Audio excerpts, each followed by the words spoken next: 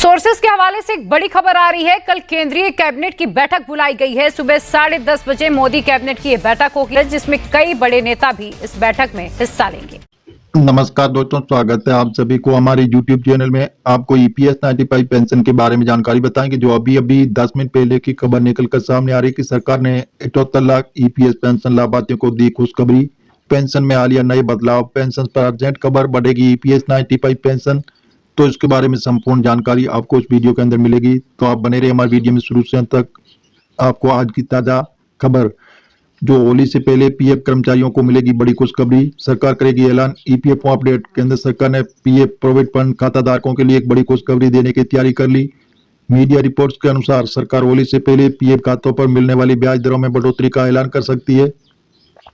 इस फैसले से देश भर के लाखों कर्मचारियों को सीधा फायदा होगा। ये कदम विशेष रूप से मध्यम वर्गीय कर्मचारियों के लिए राहत भरा साबित होगा, जो अपने भविष्य के लिए PF खाते में नियमित रूप से पैसा जमा करते हैं। सरकार का फैसला कर्मचारियों के लिए तोहफे के रूप में सामने आया।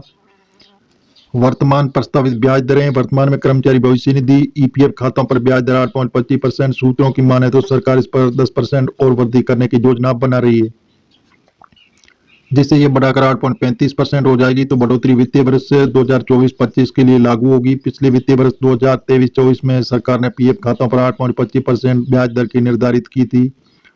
हालांकि ये वृद्धि मामूली लग सकती है, लेकिन लंबे समय से बड़ी जमा राशि के लिए काफी महत्वपूर्ण बढ़ोतरी दर को देखते हुए महत्वपूर्ण है।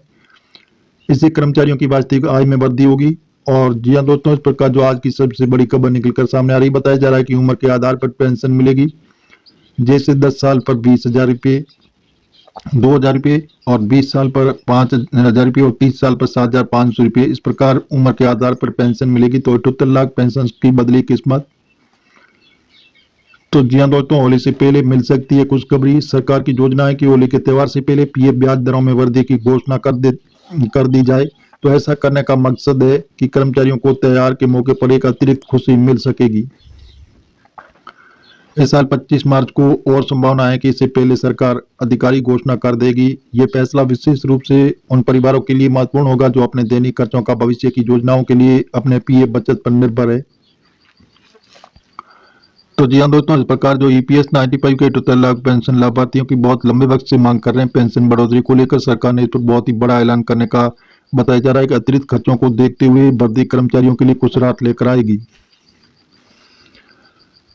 कर्मचारी को क्या फायदा होगा और PF ब्याज दरों में होने वाली इस वृद्धि से कर्मचारी को कई प्रकार के फायदे होंगे। सबसे पहला और मुख्य फायदा ये होगा कि उनके PF खाते में जमा राशि पर मिलने वाला ब्याज बढ़ जाएगा। इससे उनके कुल बचत में इजाफा होगा। लंबे समय से ये राशि काफी बढ़ सकती है। उदाहरण के तौर पर अगर किसी कर्मचारी PF खाते में 10 लाख रुपये है, तो वो 0.10% की बढ़ोतरी से उनको सालाना 1,000 रुपये का अतिरिक्त ब्याज मिलेगा।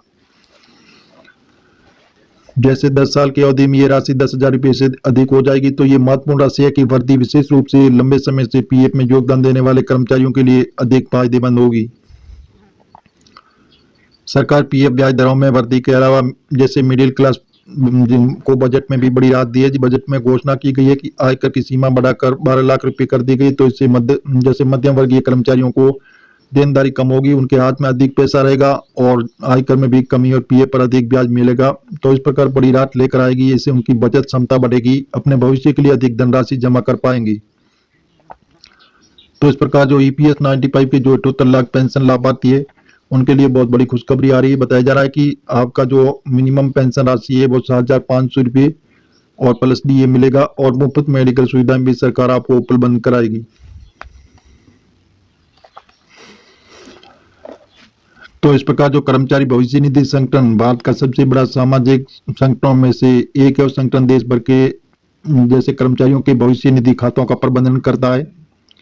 EPFO में योगदान देने वाले कर्मचारी को सेवानिवृत्ति के समय एक मुफ्त राशि मिलती है, जो उनके भविष्य की आर्थिक सुरक्षा सुनिश्चित करती है।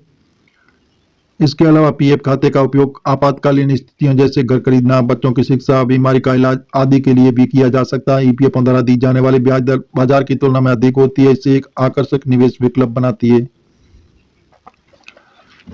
ब्याज दर निर्धारण प्रक्रिया। PF खातों पर मिलने वाली ब्याज दर का निर्धारण केंद्रीय न्याय बोर्ड CBT द्वारा किया जाता है। ये बोर्ड कर्मचारी नियोक्ताओं और सरकार के प्रतिनिधियों से मिलकर बनाए ब्याज दर निर्धारित करते समय बोर्ड कई कारकों को ध्यान में रखता है, और जिससे मुद्रास्फीति दर, अर्थव्यवस्था की स्थिति, वित्तीय बाजार में प्रचलित ब्याज दरें और ईपीएफओ के निवेश पर मिलने वाला रिटर्न।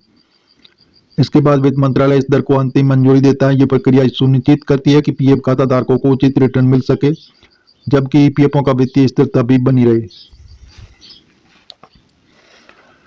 आपने पीएफ बैलेंस की जानकारी कैसे प्राप्त करें? तो कर्मचारी अपने पीएफ खाते के बैलेंस और मिलने वाले ब्याज की जानकारी आसानी से प्राप्त कर सकते हैं, इसलिए वे अपने रजिस्टर्ड मोबाइल नंबर से एसएमएस भेज कर सकते हैं, और एसएमएस नहीं तो ईपीएफओ का यूएन लिखकर भी भेजें। अगर आप हिंदी में जानकारी चाहते हैं तो ईपीएफओ हिंदी में लिखें, और अंग्रेजी में है तो ईपीएफओ जैसे यूएनएनजी अंग्रेजी में लिखकर भेजें। इनके अलावा कर्मचारी ऐप या ईपीएफओ के आधिकारिक वेबसाइट के माध्यम से भी अपना पीएफ खाते की जानकारी प्राप्त कर सकते हैं। इन माध्यमों से कर्मचारी केवल अपने बैलेंस की जानकारी प्राप्त कर सकते हैं,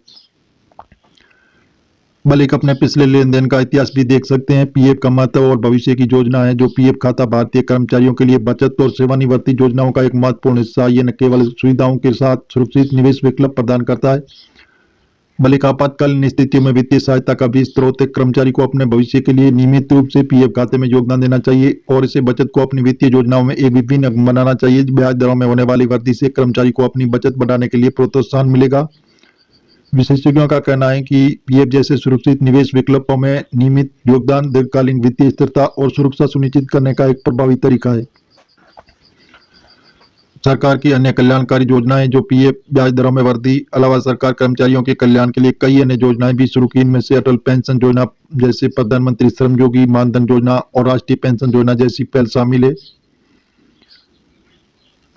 कर्मचारी विशेष रूप से असंगठित क्षेत्र के श्रमिकों को वित्तीय सुरक्षा प्रदान करने के लिए डिजाइन की गई है। सरकार का हर कर्मचारी चाहे वह किसी भी क्षेत्र में काम करता हो उसे सेवानिवृत्ति के बाद आर्थिक सुरक्षा मिले। पीएफ ब्याज दरों में वृद्धि इस दिशा में एक कदम है कि जो कर्मचारी को अपने भविष्य के लिए अधिक बचत करने के लिए प्रोत्साहित करेगा।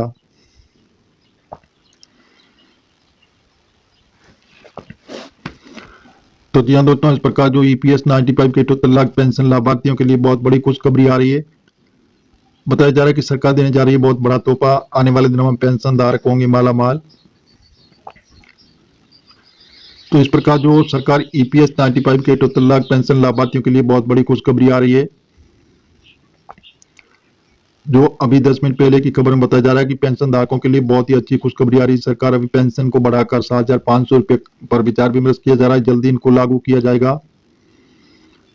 तो जी दोस्तों, ये वीडियो उद्देश्यों के लिए और में दी गई जानकारी विभिन्न मीडिया रिपोर्ट और स्थितियों पर आधारित रहती है और पीएफ ब्याज दरों में वृद्धि से संबंधित अंतिम निर्णय केंद्र सरकार और ईपीएफओ द्वारा ही लिया जाता है। इसलिए किसी भी वित्तीय निर्णय लेने से पहले कृपया ईपीएफओ की अधिकारी वेबसाइट या अन्य आधिकारिक स्थितियों से पुष्टि करें। तो जानकारी इस प्रकार जो निर्णय लेने पर आप सरकार की कोई भी ऑफिशियल वेबसाइट पर जाकर आप इसकी जानकारी ले सकते हैं। तो जी हाँ दोस्तों, हम आपको मीडिया आधारित बता रहे हैं। सरकार से अभी हाल फिलहाल ऐसी घोषणा नहीं हुई है। आप सरकारी ऑफिशियल वेबसाइट पर जाकर इसकी जानकारी ले सकते हैं और मिलेंगे नई जानकारी के साथ। नई और पहली बात तो चैनल को सब्सक्राइब कर लीजिए ताकि इसी प्रकार की जो नई जानकारी होगी वो सबसे पहले आपको मिलती रहेगी।